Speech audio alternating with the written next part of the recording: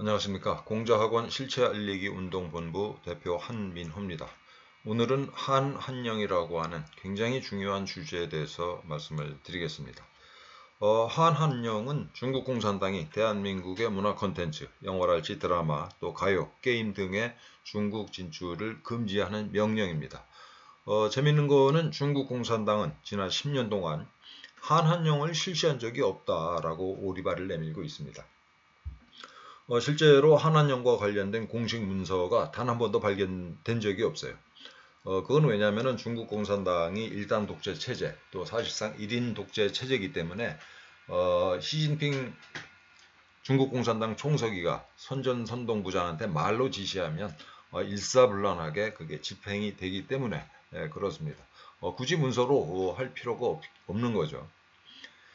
이 기사를 보면은 그 조태열 우리 외교부 장관이 어제 일본에서 이 왕이 중국 외교부 장관과 만나서 문화 교류 얘기를 하고 또 한한령 해제에 관한 얘기를 했다라는 기사입니다.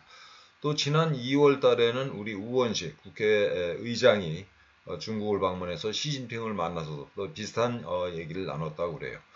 이 기사에 재밌는 그 얘기가 나오는데 오는 그 10월, 11월 경북 경주에서 열리는 아시아 태평양 경제협력체 정상회의가 열리는데 이때 시진핑이 왔으면 좋겠다라는 게 우리 측의 여러 관계자들의 희망사항입니다.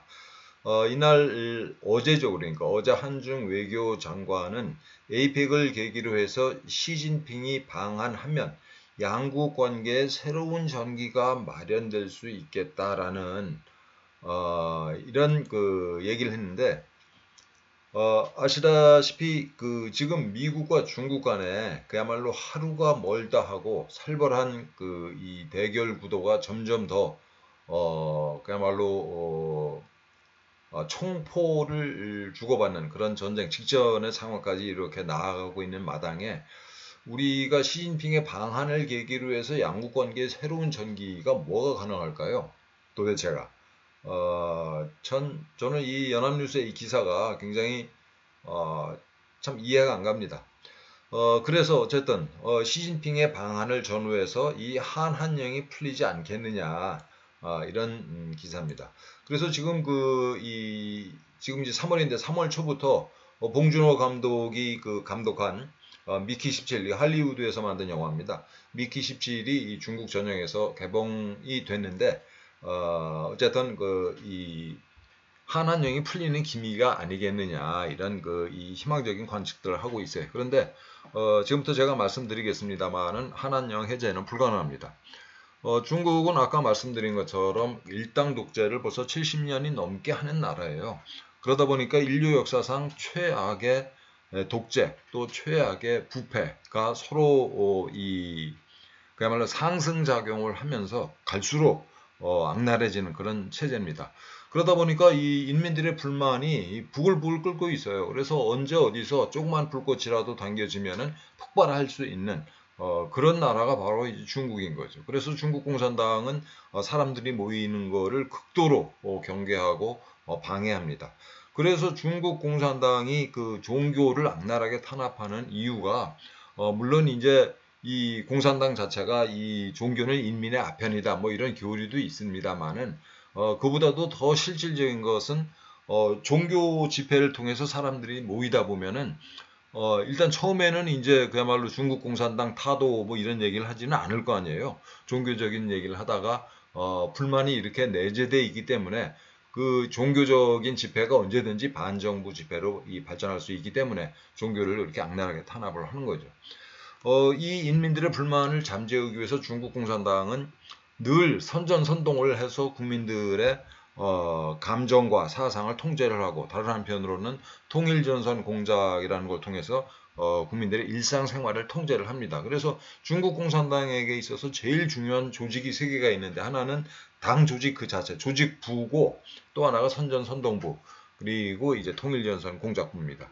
오늘 우리가 얘기하고자 하는 이 한한령과 관련된 문화예술은 선전선동부에 관할이에요.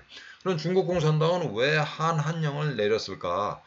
이게 시작된 건 10년 전입니다. 그 2016년도에 우리가 사드를 배치했을 때 거기에 대한 보복의 일환으로 이 한한령을 시작했는데 사실은 그보다 더 깊은 이유가 있는 거죠. 중국 공산당 입장에서. 중국 공산당은 대중문화 자체의 확산을 두려워하고 자기네 나라 안에 대중문화는 뭐 얼마든지 통제를 할 수가 있는데, 예를 들어서 대한민국의 대중문화가 중국 대륙을 휩쓴다, 한류가 중국 대륙을 휩쓴다, 이거는 중국 공산당 입장에서는 그야말로 상상도 하기 싫은 끔찍한 일입니다.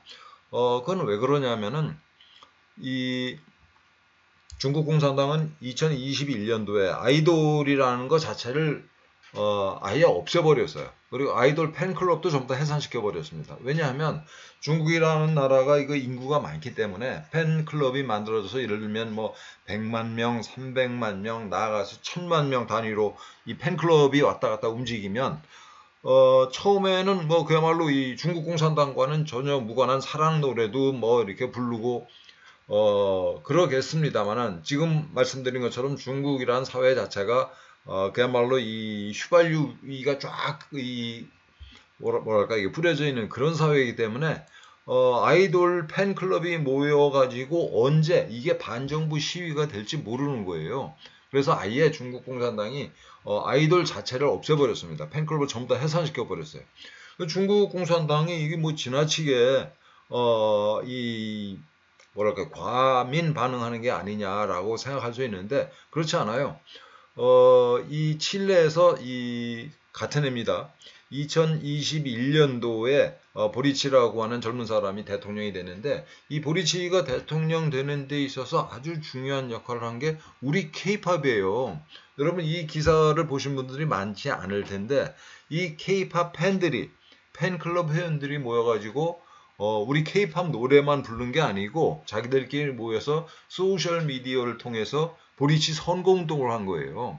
이게 이 칠레에만 한정된 게 아니라 다른 나라, 그래서 미국이랄지 콜롬비아 이런 다른 나라에서도 케이팝 팬들이 정치적인 또 사회적인 목소리를 내고 세력화가 되는 거죠.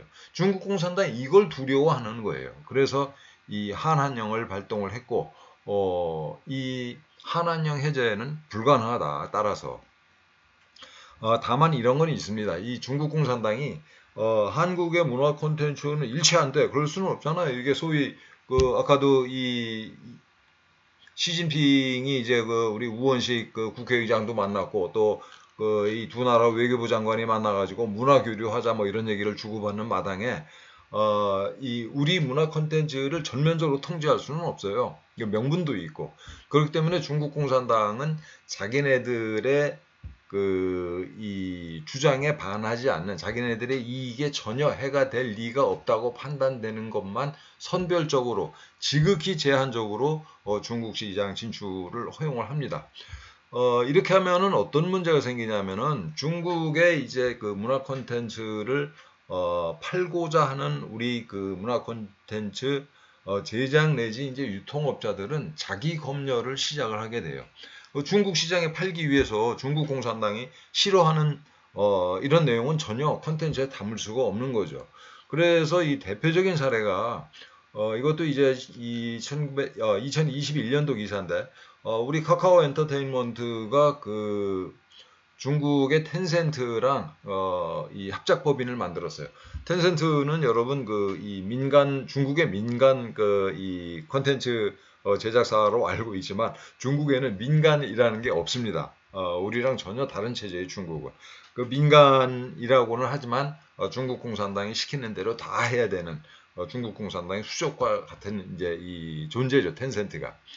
텐센트가 이 우리나라 문화설교에 굉장히 깊숙하게 침투했는데 이건 다음 기회에 한번 다시 다루기로 하고, 어쨌든 우리 카카오랑 텐센트가 이제 우리나라의 웹툰 그리고 이 웹소설을 중국 시장에 이제 서비스를 하려고 합작법인을 만들었는데, 서비스를 시작하기에 앞서서 이 카카오가 우리 컨텐츠 제작사들한테 공문을 보냈어요.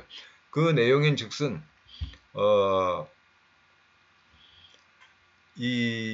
그동안 이 컨텐츠 이 제작사들이 온오프 상으로 대만, 홍콩, 티베트 독립을 지지하거나 지원한 사례가 있는지, 또 이 한중 관계에서 역사적 사실을 왜곡 모욕하거나, 이거는 예를 들어서 뭐 을지문덕 장군의 이게 살수대첩이랄지 또 고구려는 우리 땅이라지 중국 애들은 고구려 발해가 이게 자기네 왕조라는 거 아니에요. 뭐 이런 문제. 이런 또 한국과 중국 간의 그 민감한 문제, 소위 이제 동북공정 등등이죠. 뭐 이런 문제들에 대해서 이 중국 입장에서 기쁜 나쁜 발언을 한 게 있으면은 다 지워라. 라는 내용의 이 공문을 보냈습니다. 그 제목이 부적절한 발언 자율심의 가이드라고 그래요. 이런 겁니다, 여러분. 이 기본적으로 중국 공산당은 이 대한민국의 문화 콘텐츠를 수용을 할 수가 없어요. 그래서 한한령 해제는 불가능합니다. 우리 언론에서 이 뭐 시진핑이 오게 되면은 한한령 해제할 거라는 둥 이거 전부 다 망상이에요. 이게 중국 공산당은 자기네 체제가 걸려 있기 때문에 한한령을 해제를 할 수가 없어요. 다만 아까 얘기한 것처럼 극히 부분적으로 그러니까 우리 콘텐츠의 이제 이 자기 검열을 강요하면서 아주 부분적으로 형식적으로 우리를 상대로 이제 갖고 놀 수는 있는 거죠. 여러분, 우리는 이렇게 지금 말씀드린 것처럼 중국의 한한령 때문에 중국 시장에서 이제 완전히 쫓겨났어요. 그런데 반면에 중국의 문화 콘텐츠는 우리 한국에서 어떻게 유통이 되고 있을까요? 예를 들어서 중화TV 같은 이런 하루 종일, 하루 24시간, 365일 중국의 이 문화 콘텐츠를 방송하는 CCTV가 무려 5개가 있습니다. 이렇게 중국 애들은 그야말로 아무런 제약 없이 대한민국에서 자기네 콘텐츠를 방송을 하면서 은연중에 우리 한국민 사이에 이 친중 정서를 확산시키고 나아가서 친중 인맥을 구축하는 데 활용하고 있지만 우리는 한한령 때문에 발도 붙이기 어려운 그런 상황이거든요. 이런 상태에서 대한민국의 이제 문체부 장관이나 외교부 장관이랄지 뭐 이런 사람들이 또 뭐 그 이하 실국장급의 고위 공무원들이 중국 애들 만나가지고 벌써 10년째 한한령 좀 해제를 해주십시오 이렇게 그야말로 애걸복걸하는 이 짓을 언제까지 해야 되는 거예요 도대체? 저도 문체부에서 공무원 생활을 뭐 25년 넘게 했습니다만은 저는 다행히 뭐 이런 일에는 관여를 안 했어요. 그런데 정말 화가 나서 견딜 수가 없습니다. 이 한한령 해제 중국 공산당 내부 사정 때문에 해제가 불가능해요. 예? 그 중국 공산당의 체제 유지와 관련되는 거란 말이에요. 이 관할하는 거는 선전선동부고 이런 사정을 전혀 모르고 우리 공무원들이 만나가지고 엉뚱하게 중국 공산당 간부들한테 이거 좀 해제해달라고 이렇게 애걸복걸을 하면 중국 애들이 우리를 뭘로 보겠습니까? 뭘로 보겠어요? 정말 한심하게 이를 데가 없습니다. 그리고 또 하나, 이 모름지기, 이 국가와 국가의 관계에서는 기본적인 원칙이 상호주의예요, 상호주의. 우리가 이만큼 양보했으니까 니들 이만큼 양보해라. 이게 상호주의를 얘기한 공무원이 없습니다, 우리나라에. 중국 애들이랑 만나가지고. 예를 들어서, 이제 지방선거 투표권을 이 중국인들이 영주권을 취득한 중국인들이 우리나라에 들어와서 이제 3년 이상 거주하면 영주권을 주는데 일정한 조건을 충족을 하면은 이 영주권을 가진 중국인들이 대한민국에서 이제 이 시장 도지사랄지 뭐 시도교육감 뽑을 때 투표권을 행사를 한단 말이에요. 그런 투표권을 행사하는 그 영주권자가 무려 10만 명 이상입니다.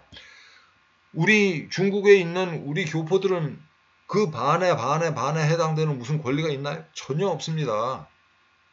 그러니까 한중 관계에서 전혀 상호주의가 적용이 안 되고 있어요. 이런 상태에서 이 중국 애들 만나가지고 만날 때마다 이거 그야말로 무릎 꿇고 빌듯이 이 한한령 좀 해제해달라고 이렇게 빌면 어쩌자는 얘기예요. 빈다고 해결된 문제도 전혀 아니고. 아이고 참 답답합니다. 이런 상태에서 아까 처음에 보였던 이 기사 이 10월달에 시진핑이 오면은 이 한중 관계가 한 차원 더 발전 될 거다라는 이런 망상에 빠져 있어가지고 이 중국 애들은 그렇다 치고 이 우리의 이런 심리 이걸 바라보는 미국은 또 어떤 심정일까요? 최근에 미국이 대한민국을 이제 소위 민감 국가로 분류를 했는데 이런 것들이 쌓여서 미국 사람들의 그 한국에 대한 어떤 그 시각을 결정하게 된 게 아닌가 이런 생각을 합니다.